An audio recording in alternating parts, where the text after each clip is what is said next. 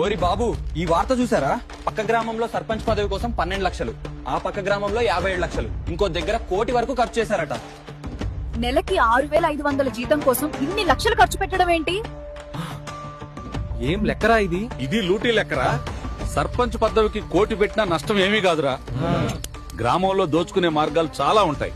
జనాలు అడ్డగారా అన్న? అభివృద్ధి పనుల్లో కమిషన్, బిల్లుల్లో ఎక్స్ట్రా రేట్లు, బోర్లు, రోడ్లు, ఇంకా యంత్రాల కొనుగోలు, సామగ్రి సరఫరా, ఇవన్నీ మన సంతకం మీదేరా. ఎంపీడీఓ, డిపిఓ మరియు ఆడిట్ వాళ్ళు చూసేది ఏమిటంటే పేపర్ పై ఉన్న ఫిగర్లు.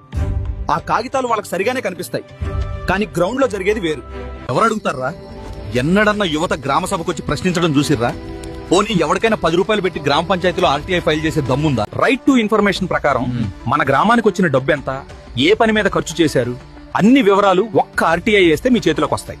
యువత గ్రామ సభకెళ్లి వాళ్ళను ప్రశ్నించండి. పనుల వివరాలు, బిల్లులు, పనుల నాణ్యత, ఇవన్నీ ప్రజల ముందు మాట్లాడాలి. ఎవరైనా తప్పు చేస్తే ఆధారాలతో ఏసీబీకి కంప్లైంట్ ఇవ్వండి. కలెక్టర్ కి ఫిర్యాదిస్తే సర్పంచ్ పదవి నుండి తొలగించబడతాడు.